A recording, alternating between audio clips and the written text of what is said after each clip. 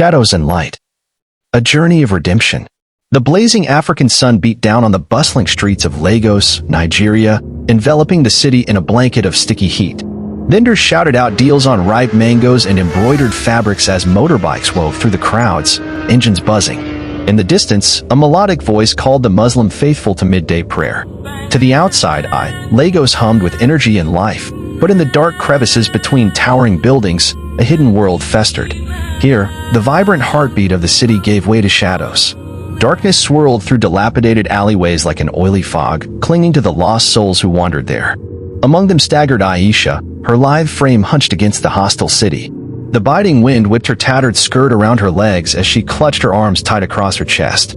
Hollow eyes stared out from a gaunt face, shadowed by months of sleepless, drug-addled nights.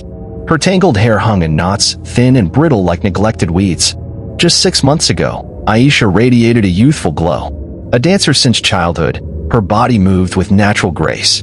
Energy and curiosity lit up her round, smiling eyes. She captivated family and friends with an infectious laugh. Now 25, Aisha found herself trapped in a sinister underworld of addiction. Her bright spirit became shrouded in an impenetrable fog as she chased the temporary numbness offered by hard drugs. Each hit of heroin washed away past traumas and soothed the nagging ache of loneliness. But the deeper Aisha descended into addiction, the more elusive inner peace became. She clung desperately to the next high, convinced it would finally silence her inner demons. Aisha's path into the darkness began 3 years earlier, after the death of her beloved grandmother. The wise matriarch had practically raised Aisha, nurturing her creativity and strength of spirit. Aisha was shattered by the sudden loss and sought to dull her profound grief with marijuana and prescription pills.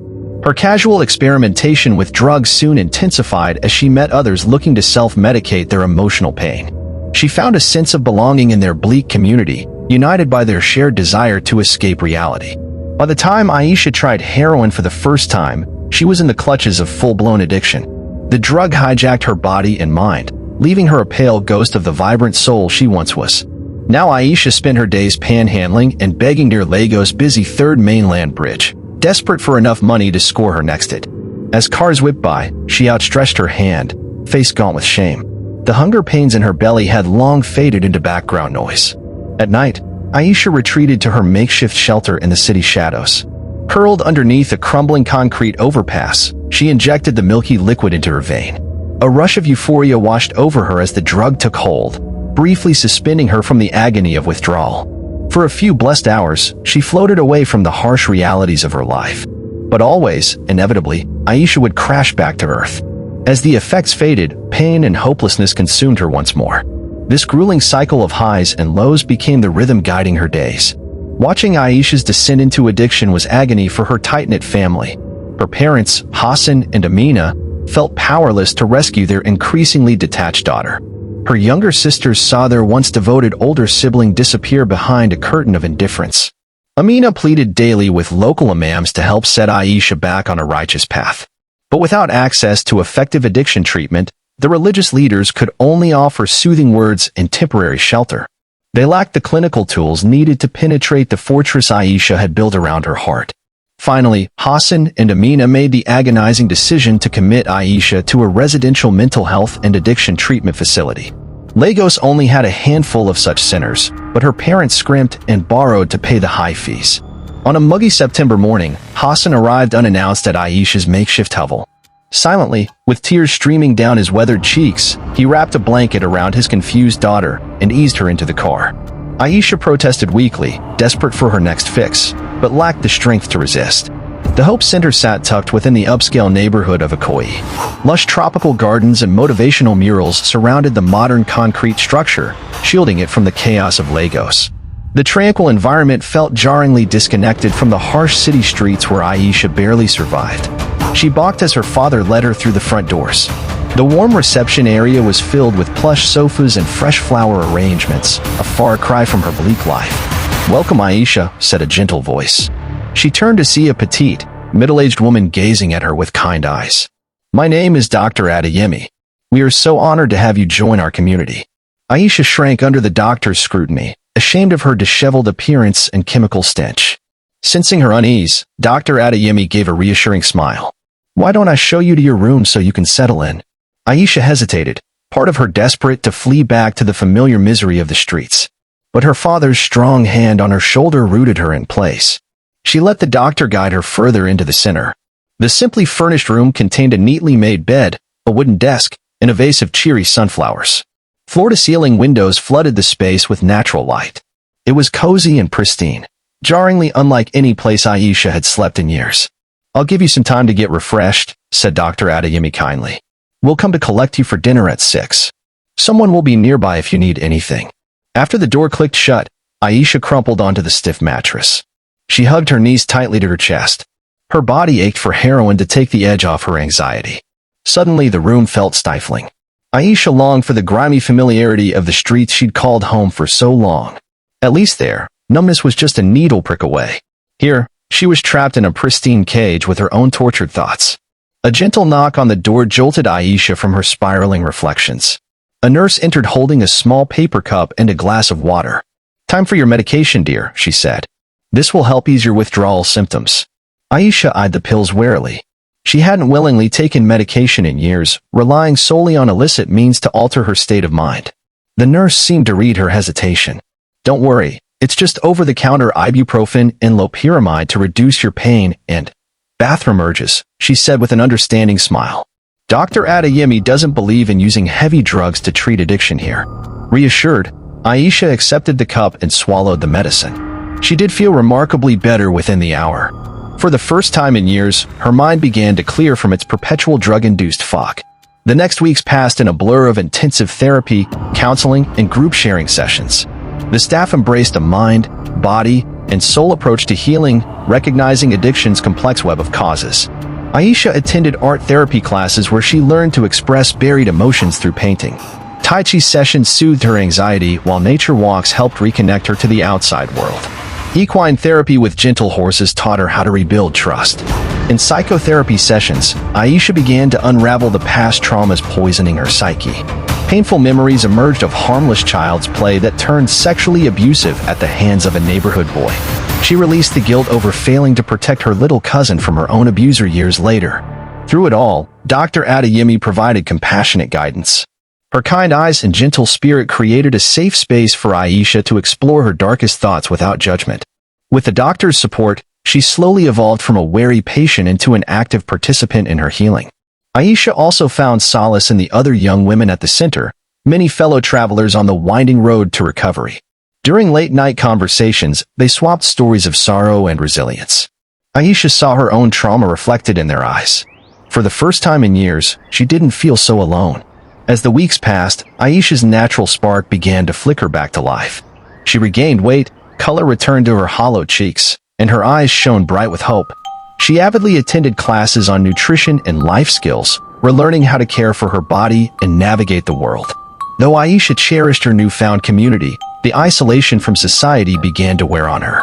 During a session with Dr. Adeyemi, she timidly inquired about incorporating more outside experiences into her treatment. The doctor clapped her hands in delight. "Aisha, that's a wonderful idea. I think volunteering in the community would provide an excellent bridge back to the larger world." Soon Aisha found herself visiting a homeless shelter twice a week. She helped serve hot meals and listened to stories from shattered lives. By offering compassion to those still trapped on the streets, Aisha gained greater perspective on her own journey. On a sunny Tuesday afternoon nearly 4 months into treatment, Dr. Adeyemi invited Aisha into her office. The doctor's face glowed with pride. "Aisha, you've made extraordinary progress these past few months. Your strength and perseverance humble me daily," she said. "I'm elated to say you've completed the core of our program and are ready to transition back home." Aisha sat stunned, a swirl of emotions rushing through her. Excitement warred with anxiety. She had found such comfort in the center's routine and wanted to cling to it. But deep down, she knew she was ready for independence. The lost young woman who first arrived here seemed a lifetime ago. "I know change is scary," said Dr. Adeyemi sympathetically, "but you have all the tools you need to create the life you want. And you can always reach out if you need support along the way." Aisha left the center the next afternoon, escorted home by her loving but anxious parents. Amina scrutinized her daughter for any lingering signs of instability while Hassan wiped away proud tears. Stepping into the modest family apartment, Aisha felt awkward and out of place. She couldn't remember the last time she slept under this roof. Her younger sisters eyed her warily, struggling to reconcile their memory of Aisha with the healthy, confident woman before them. See, the first few weeks of transitioning back home proved challenging. Aisha's days were now unstructured, lacking the comforting routine of treatment. Tempting reminders of her old life lurked around each corner. During a short walk to the corner store, Aisha froze as she passed a knot of young men smoking joints in an alleyway. Their boisterous laughter and acrid smoke carried her back to a previous life. Gritting her teeth, she hurried past, fighting the urge to join them. Late at night when the neighborhood fell silent, Aisha lay awake craving the embracing numbness of heroin. Her mind raced as she struggled to resist addiction's seductive call. She clung desperately to the coping techniques learned at the center until the sun rose and brought relief. Just as Aisha's willpower began to falter, she received a lifeline. Dr. Adeyemi called to invite Aisha back to the treatment center to share her story with new arrivals. Nervous but honored, she accepted. On the afternoon of her presentation, Aisha stood before a crowd of weary souls. She saw her own vacant, hopeless eyes reflected back. Swallowing down emotion, Aisha began. "My name is Aisha.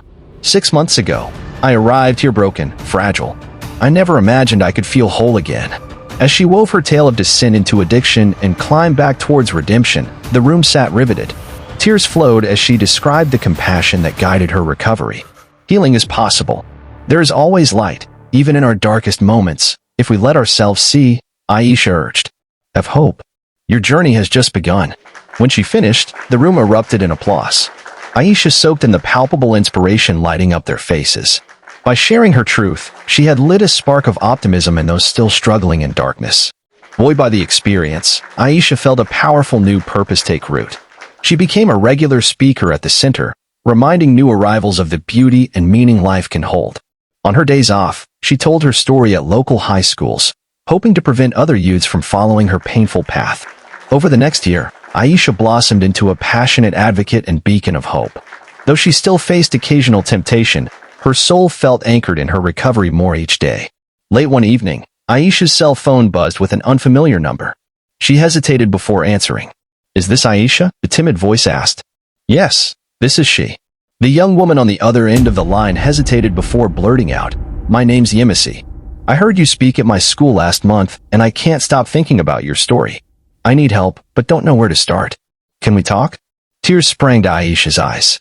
Here was a soul still trapped in the clutches of addiction, just as she had once been.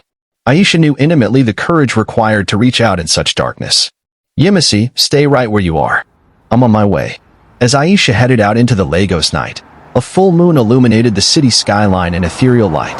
She drove with purpose towards the girl, guided by the glow of the heavens. She had emerged from the darkness once. Now it was time to light the way for others still struggling to find their path. Aisha's heart pounded as she pulled up outside the dimly lit internet cafe where Yemisi waited. She said a quick prayer for wisdom before entering the dingy building. In the back corner, a skinny girl hunched over a flickering computer screen. Her bloodshot eyes and twitchy limbs betrayed her addiction. "Yemisi?" Aisha said gently. The girl's head jerked up, her face equal parts shame and hope. Aisha slid into the seat beside her. "Thanks for coming," Yemisi mumbled, staring down at her ragged nails. "I didn't know who else to call." Aisha placed a comforting hand on her arm. "I'm glad you reached out. I remember how terrifying and lonely addiction can feel." Yemisi met her gaze for the first time, searching for any judgment in Aisha's kind eyes. Finding only compassion, her shoulders sagged with relief. In a shaky voice, Yemisi began unraveling her story, how she got hooked on cheap opioids after surgery 2 years back. Aisha listened intently, recognizing her own naivete and denial in the girl's words. After Yemisi finished, Aisha recounted her own heroin journey into addiction and back towards redemption. Yemisi cried quietly as Aisha described the depths of her spiral. "I never thought I could recover either," Aisha said. "But with the right help, you can reclaim your life." She told Yemisi about the treatment center, urging her to check herself in. Yemisi looked uncertain but said she would consider it. Aisha wrote down her number, telling the girl to call any time she needed support. Over the next few weeks, the two bonded during long phone conversations. Aisha encouraged Yemisi to attend Narcotics Anonymous meetings with her for extra community. Some days, Yemisi arrived high or craving a hit. Aisha talked her through intense urges and reminded her of her intrinsic worth. On a sunny May morning, Aisha received the call she'd been waiting for. "I'm ready," Yemisi declared. Will you take me to the treatment center? Aisha arrived in minutes, embracing Yemisi tightly before driving her to begin the healing journey. She stayed by her side as Yemisi nervously entered the facility, reassuring her of the light ahead. In the months that followed, Aisha became a fixture at the center, mentoring Yemisi and other young women in recovery. Seeing the hope in their eyes reignited her own passion. On the day of Yemisi's graduation, Aisha sat in the front row, applauding loudly as her mentee accepted her completion certificate. When their eyes met, nothing needed to be said. The shared joy on their faces spoke volumes. Driving home, Aisha marveled at the ripple effect of healing. By reaching out to help Yemisi, she lifted herself higher too. Her past struggles now served a greater purpose, to light the way for others still wandering in darkness. In the years that followed, Aisha became a beacon of light for those stumbling through the shadows of addiction. She expanded her speaking engagements, determined to spread awareness and counter stigma. Though Aisha shared openly about her past, she hoped society would learn to judge addicts by their future potential, not their mistakes. Eager to do more, Aisha decided to start a nonprofit organization to support young women in recovery. Though she lacked business experience, her passion proved persuasive. Donations began trickling in from local donors, allowing Aisha to rent a small office space as headquarters. Naming the fledgling organization Sisters of the Sun, Aisha and a few volunteers started leading weekly support groups for former female patients of the recovery center. The women cherished having a judgment-free space to process challenges and find belonging beyond treatment. As word spread, the organization grew rapidly. Aisha recruited a few part-time staff to help manage daily operations and social media. She leveraged her public speaking skills to garner sponsorships from local companies. Within a year, Sisters of the Sun blossomed into a thriving support network. Aisha oversaw a team of caseworkers who provided counseling and job placement help. They expanded to offer temporary housing and childcare for women in recovery needing stability. Though Aisha reveled in the charity's success, she remained grounded by directly mentoring several women in recovery. She welcomed them into her home for meals and encouragement, taking pride in their accomplishments. Watching them flourish kept Aisha connected to her core mission, helping lost souls step into the light. On Sisters of the Sun's 2-year anniversary, the charity hosted a gala to celebrate the women they had supported and acknowledge donors. Aisha stepped up to the podium, looking out at the vibrant crowd. Her journey flashed before her eyes, from addict to advocate. Every one of you embodies what Sisters of the Sun represents, the resilience of the human spirit and the power of compassion, she began, voice cracking with emotion. As Aisha concluded her speech, she felt her grandmother's presence like a whisper in her ear. Well done, my child, it seemed to say. Darkness cannot persist where there is light. Though rewarding, leading a growing nonprofit eventually began to drain Aisha.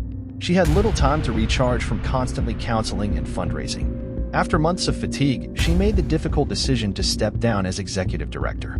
Aisha's replacement was Yemisi, now a confident young woman 5 years sober. Aisha could think of no one better to continue guiding others out of the shadows. At Sisters of the Sun, the light would shine on, and Aisha's own journey was far from over. As she passed the torch to Yemisi, Aisha realized she was being called towards a new purpose. Though unsure what was next, she looked to the future with an open heart, trusting she would know her role when the time was right. Her journey of redemption had never been about reaching a fixed destination, Aisha realized. Rather, it was about rediscovering light along the ever-winding path, even in moments of darkness. Wherever she went next, she would carry the light within her, a beacon for others finding their way through the shadows.